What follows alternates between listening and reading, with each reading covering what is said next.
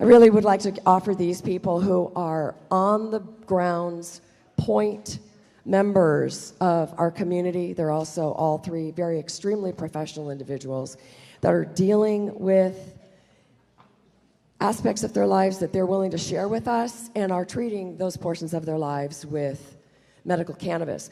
So part of the reason why we brought them here is to put these people on the spot and ask them to address how they're dealing with the issues in their lives. So the first person that we're going to ask you to chat with is Dave Wasson. He is the proprietor of Wasson Investment Services as an independent financial advisor in Rohnert Park for over 20 years. He is living with epilepsy for over 30. He's a CBD advocate, and he's agreed to participate because he has a hunger to feed information about cannabis as medicine to all of us. Holding him to 10 minutes is going to be harder than holding Dr. Hergenrather to an hour. So when we talked, I asked him to share a little bit, and what he told me is that he is going to share with us his transition from the Western medicines in the early stages of his epilepsy and what led him to the use of CBDs. Mr. Wasson. Oh, thank you. Thank you, everybody. Yeah, I am epileptic, and it's adult-onset epilepsy, which was quite a shock, if you will. It was, I think it started around 1985 or so, and it was misdiagnosed because I was having what we at that time called a petite mal. It was, I'd just get these weird little feelings. I'd check out. I would actually I knew I was feeling weird, and I'd go get to a place by myself. I'd feel better, come back to work. And then 3 years later, 1988, I had a grand mal seizure in the Baton Rouge airport while I was working. And the next thing I remember is laying in a hospital bed and a doctor saying, "You have epilepsy, you're never going to drive again." Terrible bedside manner, because driving was part of my job. I had managed 15 states in the Midwest. He just ruined my career. To be told you have epilepsy is, it was just emotionally devastating at that time. And so I began about a 25 year relationship with a neurologist of experimenting. Well, let's see if this drug works. Let's see if this drug works. Let's see if this combination of drugs work. And they didn't. What they got to was I was having about 3 to 4 seizures a year, and that was okay with them. They felt that that was controlled compared to what I had been having. For me, it wasn't. I had seizures in my car with my children. Little kids. I'd find myself on the side of the road, the kids crying in the side of the car. I had a seizure in Walmart in Mangum, Oklahoma. The last thing I remember is pushing the cart, falling on the floor, kids crying. My kids got used to it, though. I told my kids, because a neurologist had told me, hey, if I start to have a seizure, because I have about what they call an aura, about a 30-second, 60-second warning before I check out. I said, smack me, slap me. Well, you'd think the kids would want to do that, but no. So, it became very, it was very emotional, very distraught to me as a parent, as a single parent, that my kids were going through this. I am a recreational user of cannabis. But then I started finding out about, hey, cannabis works with epilepsy. You might remember it was on television talking about a baby that they were giving CBDs to, cannabis, for her epilepsy, and this was back in Colorado. The family moved there because they could not get this medicine anywhere else. It was a strain called Charlotte's Web. And so that started coming around, and so I started saying, okay, let's find out a little bit more about this CBD. And mine, again, was very unscientific. Okay, well, let's try, it all has CBDs, let's smoke more. No, it doesn't work that way.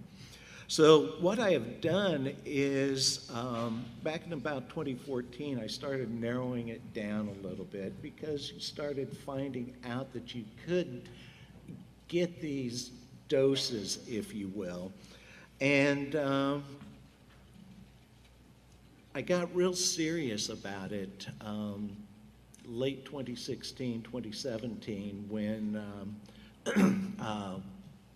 the lab results were able to come out. And I'm currently using a combination, if you will, of different things.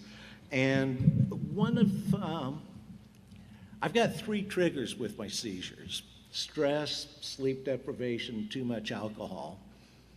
Too much alcohol, you know what, I don't need medicine to control that. Okay, and I've taken care of it. I, for the most part, don't drink anymore. And if I do, I don't drink to excess. The stress and sleep deprivation, that was part of my job for a while. Stress still is, it's just the nature of my business. But what I found was that for epilepsy, as we brought up just a little bit ago, you have to have a combination of THC and CBD. But for me, it was finding that blend, if you will. And I found out that there's not really a specific blend, so I use kind of a combination of things.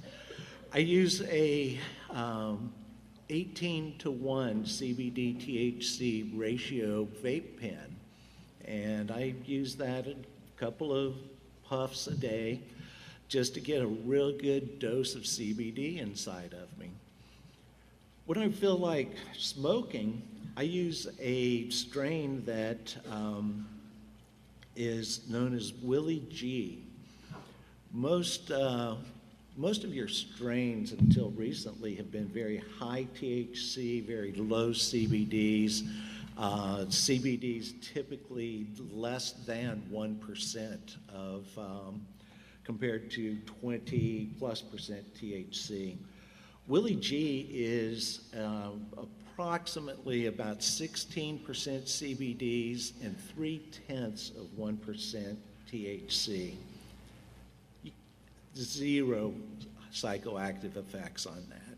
It is, as I like to say, it is pure medicine, as is the 18 to 1 vape pen.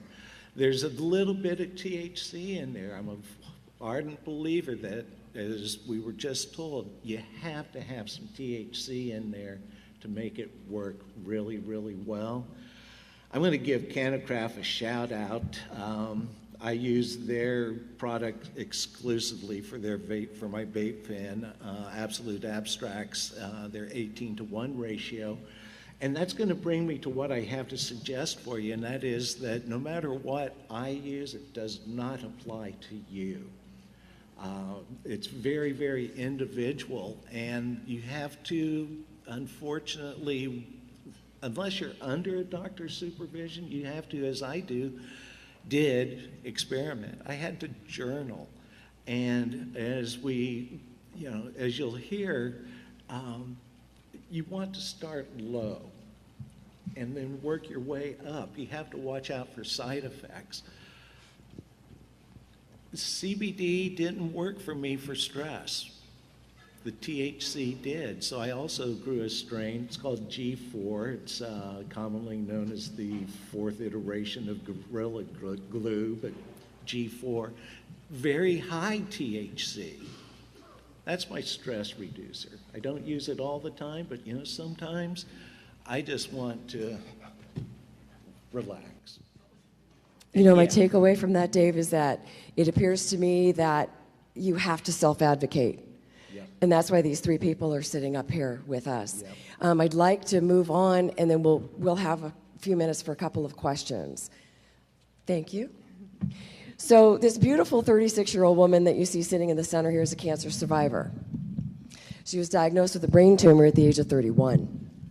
She was diagnosed with a cystic tumor behind her left eye, and I would embarrass myself if I tried to say everything else that she told me that it was called. I want her to tell you about her discovery of the medical cannabis, how it turned her into a survivor.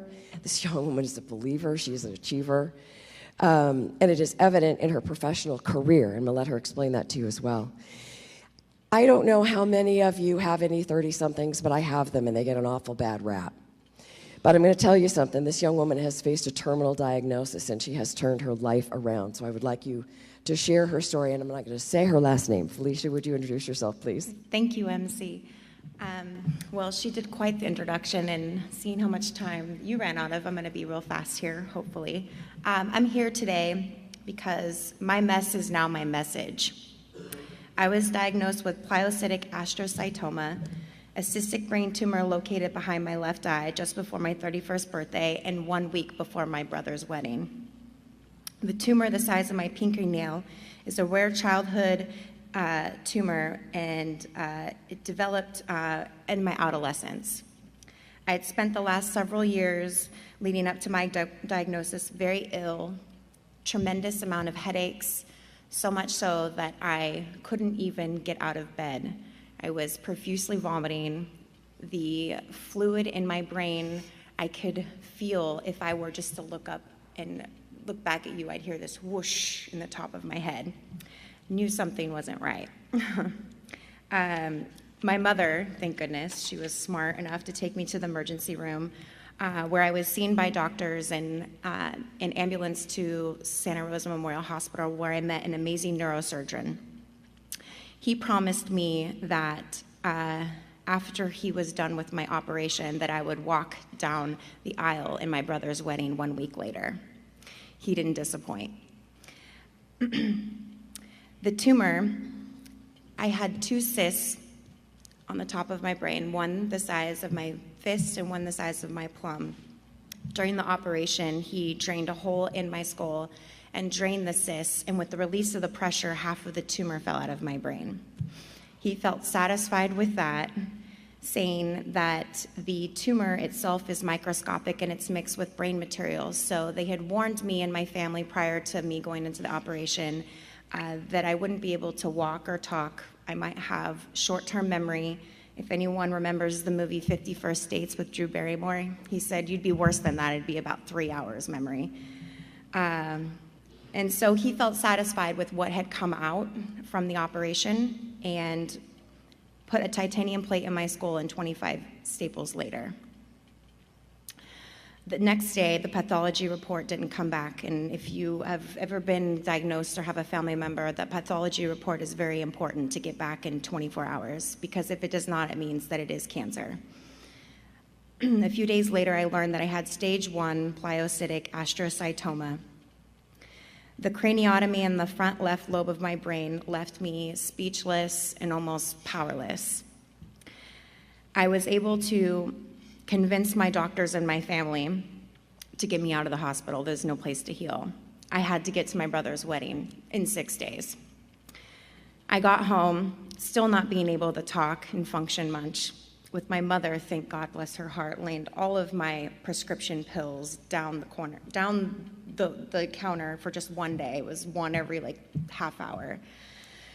And started to function again on my own. I could use the computer, so I chose to Google my diagnosis, which I highly recommend that you do not do.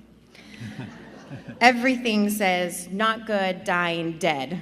So I got to thinking there must be an alternative. You know, if I've lived with this tumor in my brain and feeling these symptoms for a good 26, 27 years, there must be something else. And my will to live was very strong. I then started to Google cannabis plus cancer. I quickly learned that there's this thing called cannabis oil, something you can ingest. There is another term for it called Rick Simpson oil, and this gentleman had designed this method of taking a whole cannabis plant and extracting it into oil. I then found Dr. Hergenrather. He His office called me in, and I had already had my medical recommendation I had been using since I was 18, and there was, medical cannabis clubs around with my Proposition 215 medical recommendation. And his office thought that I was just another teenager coming in to get pot, and I quickly turned them around and said, no, I have my recommendation. I need guidance. I need to know how to use this cannabis oil. How do I get it? Because everything that I had learned, I needed to grow my own and make it. And for me, being 31 years old, not even having any clue on how I extract this plant to make this oil that would save my life. Dr. Hergenrather gave me opportunity because he gave me 3 case studies. And so back in this time, and still that's the difficult part of the time that we live in, is that cannabis is still unknown to a lot of medical professionals. Most of your doctors cannot say that it can help. A lot of our brands, we have to be careful about what we're saying as client testimonials, because cannabis, as they know it, according to the FDA, doesn't cure anything. It only helps with side effects. Dr. Hergenrather also sold me a book called Marijuana Gateway to Health, and confirmed that I needed to use cannabis oil. I then went to the Emerald Cup in 2013, and I met Ed Rosenthal, who he's the guru of ganja. He was the horticulturalist that I'm sure you have read many of his books. It was by chance he was sitting on a panel, and most people attending the Emerald Cup, they are all about the fun part of it, the partaking of the products and the competition, but I was there to listen to the speakers because I needed to learn what I needed to do to make sure that I lived another day. Ed Rosenthal was kind enough. I told him about this oil. Where do I find this oil? And he literally took his backpack off his back, opened it up, and handed me my first tube of Rick Simpson oil. I couldn't believe it. With that, I started using it every day. It was like tar, and I would insert it into a gel cap. And the first few weeks was difficult. I had to take it at night when I was sleeping because the effects are very psychoactive, because at that moment they only really had a high THC of Rick Simpson oil. I use cannabis, I use diet, I use nutrition, I use meditation, I use energy healing, and I didn't accept that I had cancer in my space. I did walk down that aisle within that week, later with my brother and my family surrounding. Last June, I celebrated 5 years of living my life, and the tumor is now inactive and not growing.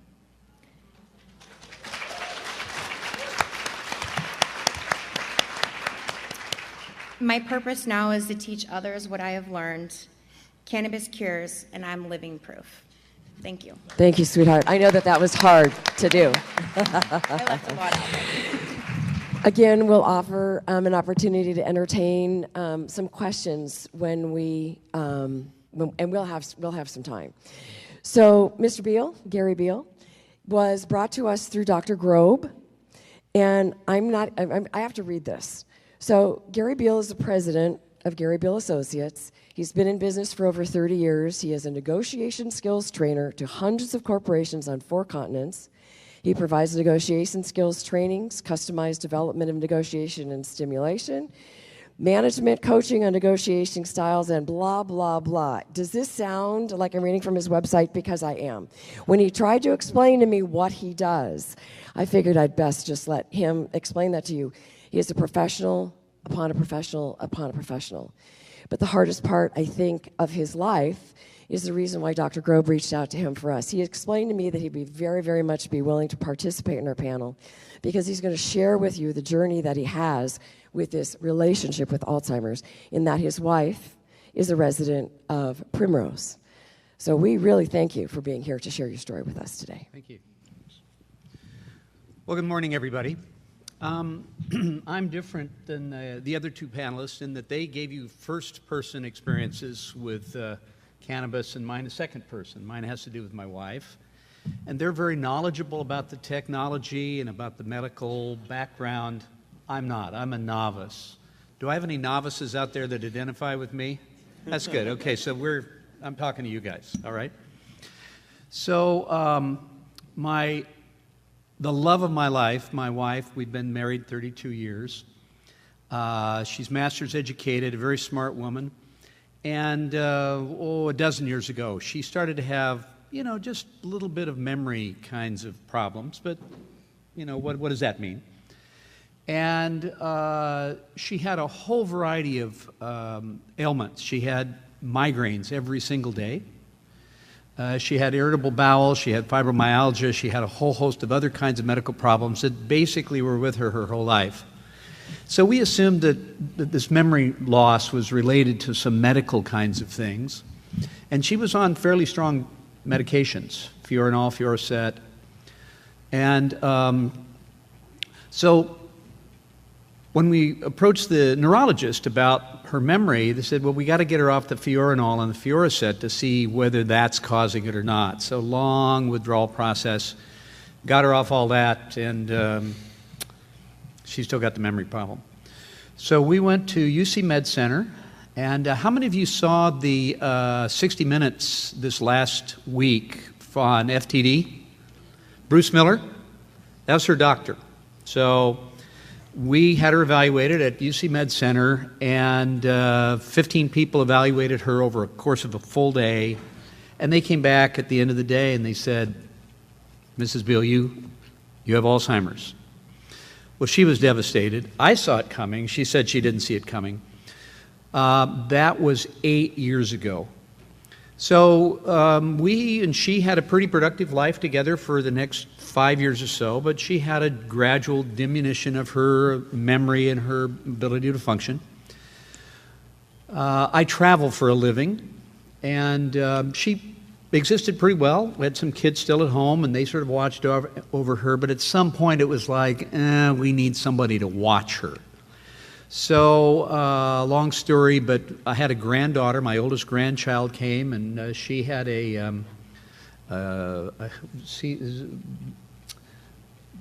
what's a medical aid? CNA. She had a CNA. And so she was with us for 18 months. And so she was taking care of my wife.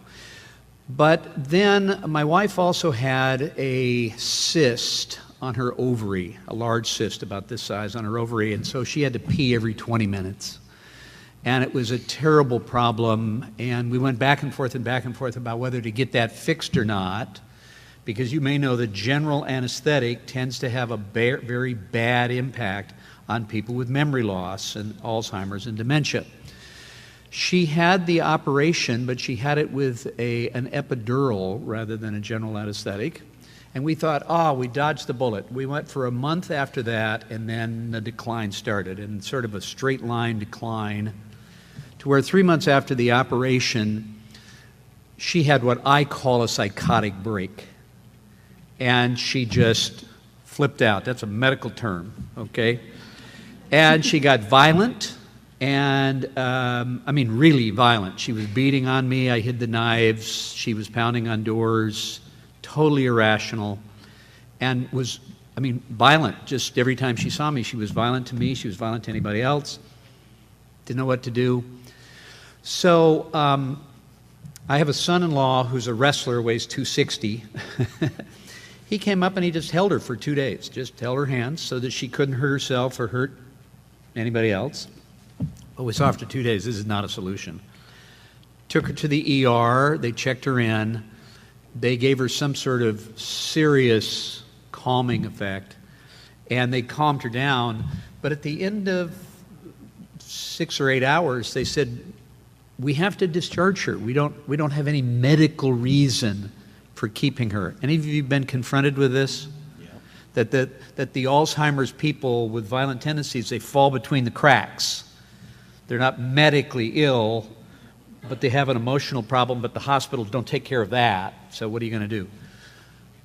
With pity, the ER doc said, I'll try to get her in the hospital just overnight, but tomorrow you're going to have to figure out what to do. And that was an enormous blessing, because after the hospital lets you in, they can't kick you out if you don't have a safe place to go. She was there 38 days. They finally got her meds under control, and then Primrose, do I have Primrose people in here? Primrose stepped up and they said, we'll take her. So, but they finally got her meds under control to where she was back to being at least docile. Her functioning had also decreased, but she was not violent. And they put her on Zyprexa. And so she was on Zyprexa. We got her into Primrose. And the Primrose people there are wonderful in terms of being able to take care of people with memory difficulties and being very patient and getting the process to work for the patient. So she was there for 6 or 8 months, and this was 3 years ago. She was there for 6 or 8 months, but her agitation started to return. So in the meantime, we had been introduced to what the people at Primrose called the radical priest, Dr. Grobe. Where are you, Grobe? You're here someplace, right? Where are you? There we go. There he is. Okay. So they said, look, would you consider medical marijuana? Well, I am a social, political, and religious conservative. Marijuana was sort of way over here in terms of my routine, okay? And I have a wife who's suffering. So I said, sure, let's talk to this Grove guy. So we talked, and he said we could up her dose of the Zyprexa, but this is maybe a misquote. He says, Zyprexa has some pretty nasty side effects. And he said, I'd rather try her on medical marijuana if you'd be willing to experiment with that. I said, I'm open to that. Let's try it out. So rather than increase the Zyprexa, we actually lowered the Zyprexa and we gave her medical marijuana. Now this was back before marijuana had been fully legalized a year ago, January. So here's this social, economic, religious conservative walking into a pot shop, okay, with a prescription from the doctor. And I'm saying, I just need this. I had no idea what it was, or CBD, THC, that's all Greek to me. I just need this stuff. And they gave her some chocolate. Okay, that's fine. So took that to Primrose, and Primrose then dosed her on the chocolate. And within just a couple of days, she was back to this calming place. And has been ever since. So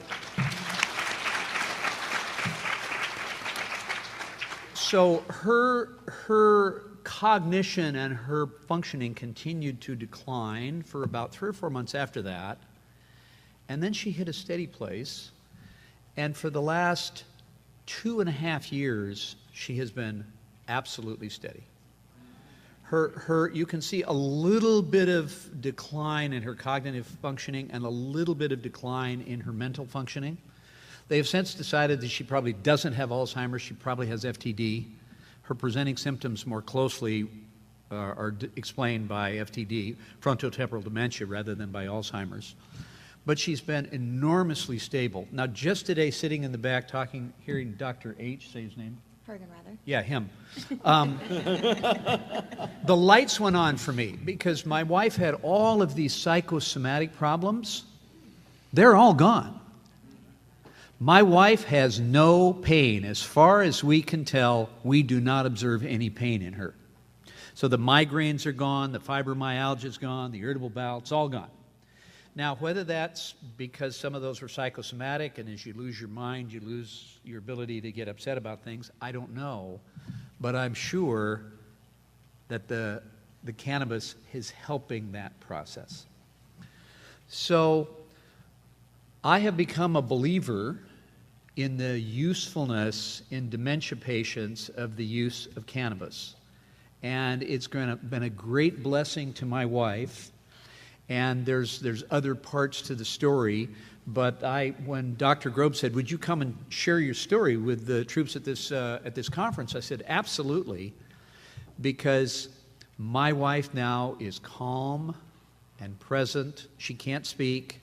She can't feed herself. She doesn't clothe herself. She doesn't toilet herself. But when I get with her and when I turn the music on, I get my wife back. So thank you for hearing my story. I'm not sure any one of us could follow that Are there any, and I'm going to go straight to sort of a non-emotional piece after that, all three of you. Are there any specific questions? Is there sort of an ethereal sense that somebody wants to ask any questions of these three people? They're here and they're open. I got one way in the back. Thankful for your healing. And did we have a question right here? Yes, sir.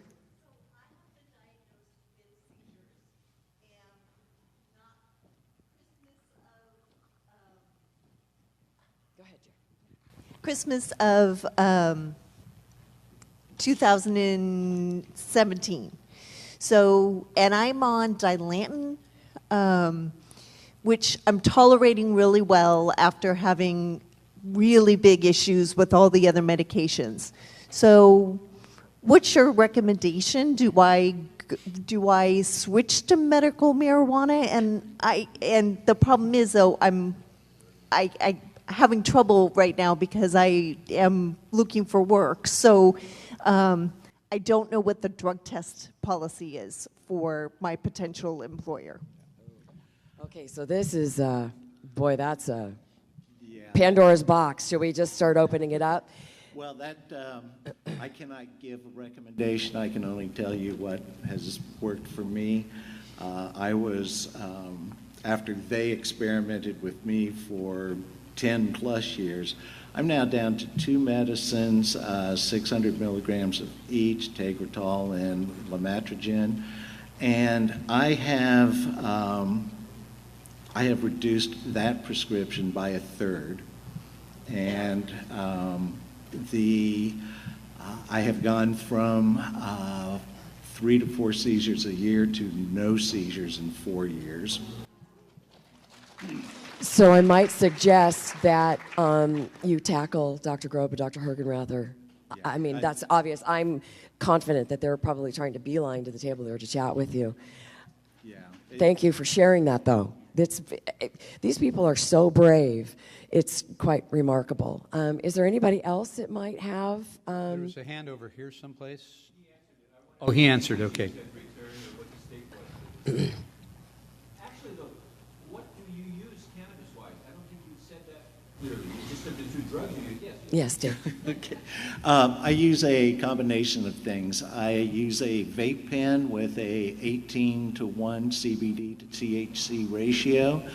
I also use, and I'm going to say maybe just for the occasional recreational side, I use a very high THC, low CBD ratio, but that's the exception more than the norm.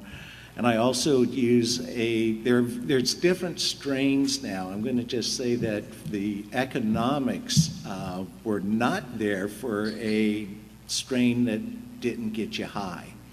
That has changed, and now that we're realizing that it's medicine, the economics that make the high CBD strains available are coming out. There's several different ones. I would just say, you know what, probably the best thing to do head down to Mercy Wellness and have a chat with them about all the options that they have available, Right. and work with a doctor. And in about 5 minutes, we're going to move on to Kaylin, who's going to tell you all about Mercy. I wanted to ask Mr. Beal a question, but there's a question back here. Yes, also a question for Mr. Beal. As a social, political, religious conservative, how were you open-minded enough to try cannabis? That was my question. And how did you feel as a caregiver being actually the brunt of? I think our question I hope is... you recognize that's a stereotypic question. Social, political, and religious conservatives can still be open-minded. Political forum is tomorrow. I was open-minded because I had a suffering wife. I was open-minded because there's really been a sea change in the last 10 years about how people perceive marijuana. And I'd like to think that thinking people can detach from their belief system and just look at the data. And what does the data say? The data says, well, it's a little bit of a mixed bag still, but there are so many good things that are coming out and more every day that if I want to have my mind open to the data and I have a problem I need solving, it helps overcome any sort of historical or traditional reluctance to at least give it a try. So that's what worked for me. I find many people in my circle are in fact very similar to me in that they are open to looking at where medical marijuana fits into the universe of things that we might do to help people who are suffering.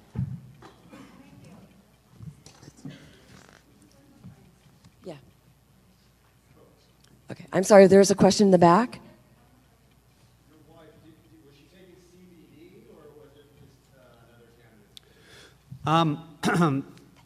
There was a chocolate that had both. I can't give you the ratios or what they were, but it was there's a brand name. You probably would know the brand name. I can't remember it.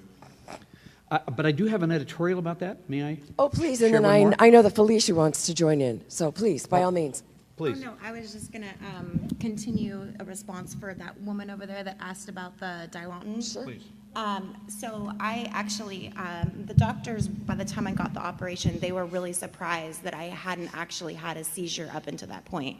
I had every other neurological malfunction, but not that. And they did know that I smoked pot heavily when I was, 18, 19, getting out of school. That's what you did, kind of.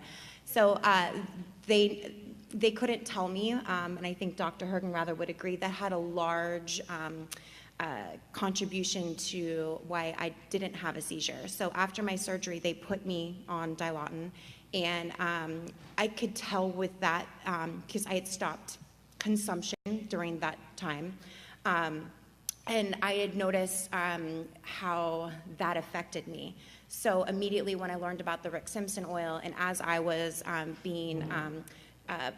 slowly getting off of that, I peaked up my cannabis oil, and still to this day, they do believe that that was a huge factor in why I didn't have a seizure, and that I was able to function more. So I'm on the top of my game. I work 50, 60 hours a week sometimes.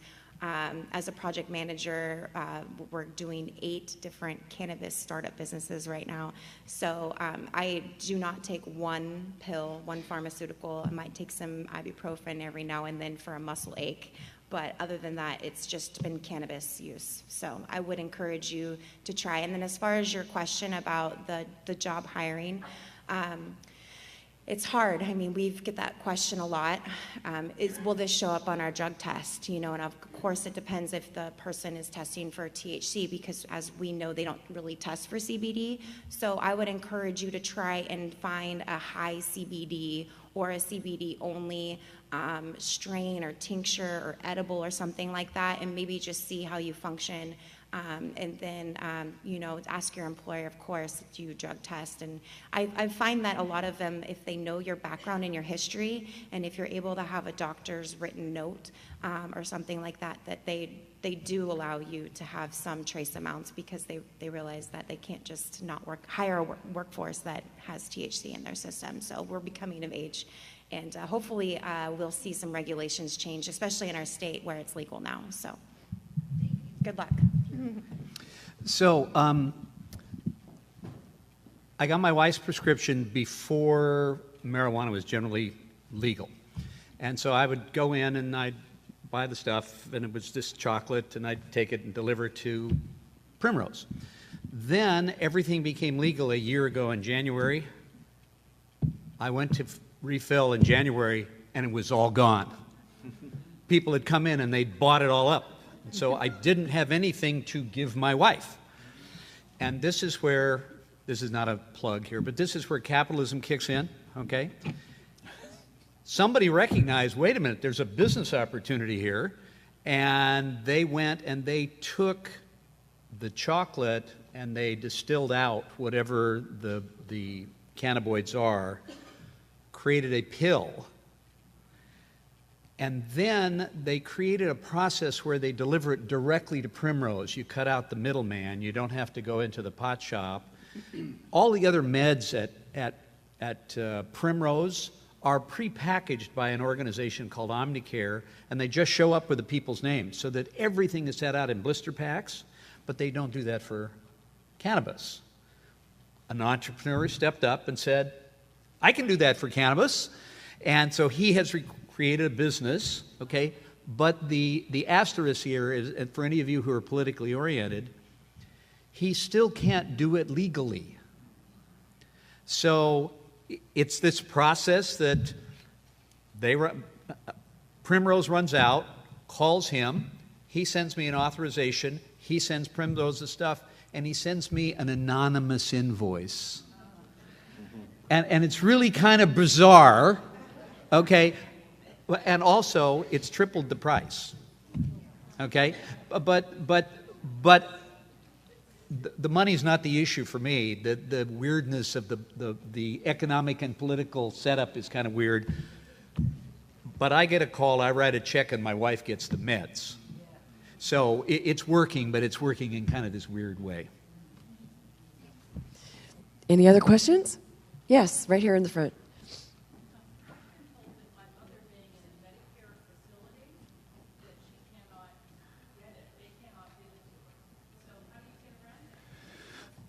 That's yeah. Okay, so that's so I can speak to nother- it a little bit. Yeah. All right. So private pay, no problem. Had a friend with Parkinson's who was in a Medicare-approved facility, and it was clear. In fact, I think I talked with Grobe about this. So we talked about how do we get her some meds, and it was like, it's no go. And so current law apparently forbids somebody who's taking Medicare money from spending a penny of that on cannabis products. And I don't know the answer to get around that. Is there an answer? There isn't an answer, basically. So we deschedule-ize it. Yep. Okay, so the answer, Deschedule-ize Schedule 1. right, So we right. get banking too. It's an issue that's way, way much bigger than all of us in this room, but we do know that if there's a federal money situation involved, that no.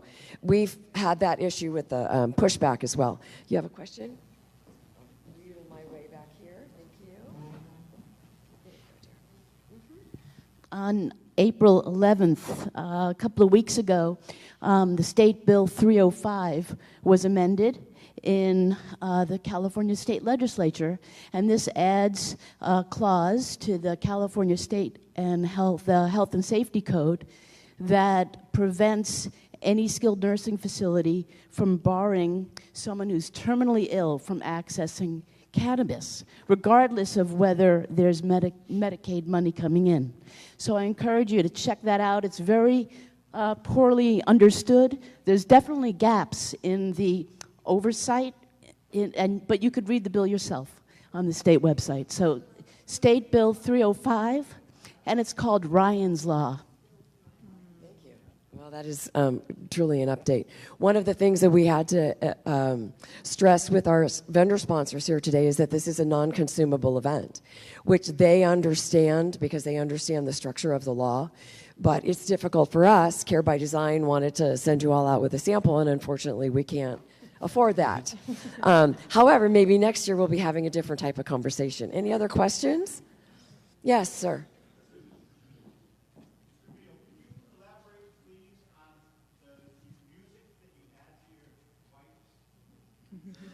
You bet. Anybody else interested in that? Yes. Okay. So,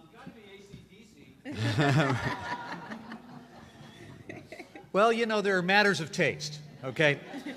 So, my wife was trained as a classical pianist. Her mother was the first chair in the Long Beach Philharmonic Orchestra violin when she was 13 years old. So she comes from this deep musical family. My wife has got music in her genes, all right? So we learned sort of just before she was committed that, you know, if we put a Pandora Motown station on, my wife would sort of get into it. Anyway, she has kept the music, and I have an iPhone with 4,000 songs on it, And I will go and I'll get her out of the facility. We'll go for a little walk. If you've been to Primrose, they've got this nice campus. It's enclosed. There are benches out, and we go off by ourselves and sort of cuddle. And then I'll put the music on. And as soon as the music comes on, she starts to move. She'll try to sing with me sometimes. And sometimes she will really get into it. And sometimes not. Sometimes she stays flat. But I have had many, many people tell me that the key to dealing with somebody who's past the cognitive phase in dementia, that music for many, many of them is the key. And for her, again, classical pianist, it's got to have a beat, okay? And if it has a beat, she is in it, and she's moving her shoulders, and sometimes she'll even clap. And this is a woman who's like this most of the time, just sort of sitting in her chair. So thank you for asking the question, and it's a delight for me. It gives me my wife back in ways that I've grieved over the loss of the rest of her. That's amazing. Anybody else? So we have another minute or two, but I'd like to ask you a question if you don't mind. Oh, I'm sorry. Did I miss one? Oh, I'm sorry. How do you get sensible? Come to Mercy Wellness. Was that a planted question? I guess. Hi, Stephanie. So, as someone on the fringes of watching your wife leave you, and as you said, grieving the loss, which I'm sure you did a long time ago when it resurfaces, but you said you saw it coming. However, you were the victim of this anxiety and the physical and the acting out, which none of it was personal. I completely get that. I speak from, it's just sort of a question that's about 10, 15 years old in my mind. How did you process for yourself as the caregiver, not just the husband, lover, spouse, friend, partner? How did you process as the caregiver? You're talking about the broad phenomena or the narrow phenomena of the violent break? I'm going to let you answer that the best way you think that this audience of caregivers and those that are here on behalf of loved ones might make it to that place and be able to maintain their own measure of sense and sensibility. So my wife was diagnosed with Alzheimer's, and this is 8 years ago now. And we've come a long ways as a society in looking at Alzheimer's and dementia and memory care kinds of things. But 8 years ago, there was still a little bit of crazy Aunt Millie that we keep locked in the attic, kind of, it was like you don't want to talk, it's kind of embarrassing. And we said, no, you have a disease.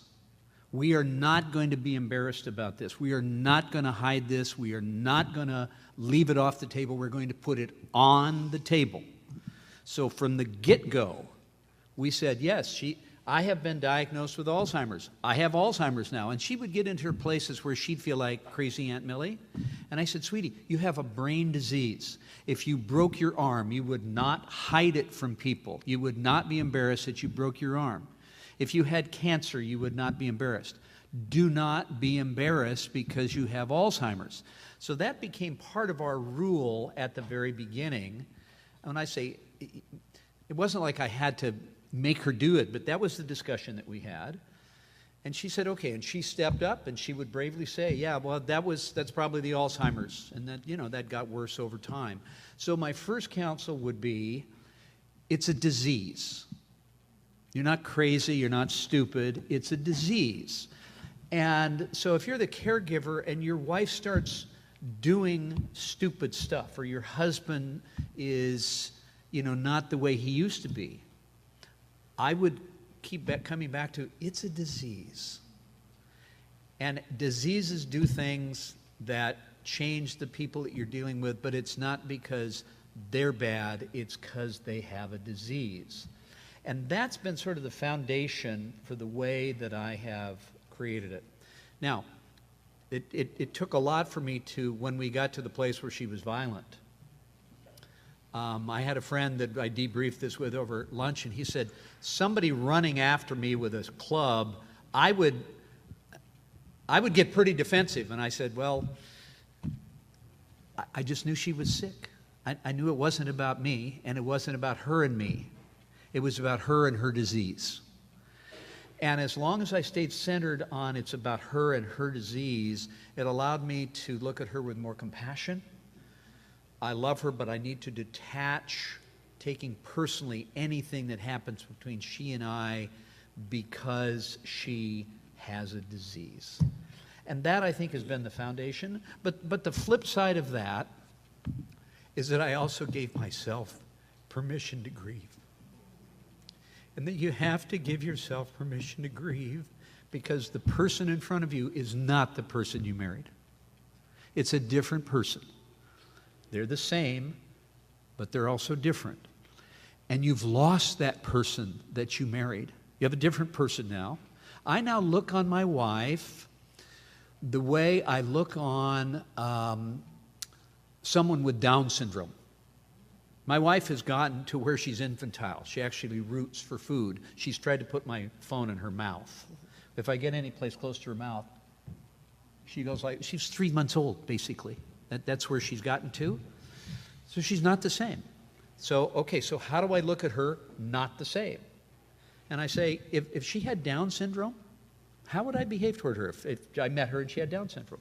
Well, I'd be patient with her, and I'd be affectionate with her, and I'd be caring toward her. I had a niece who was Down syndrome. She lived to be 60.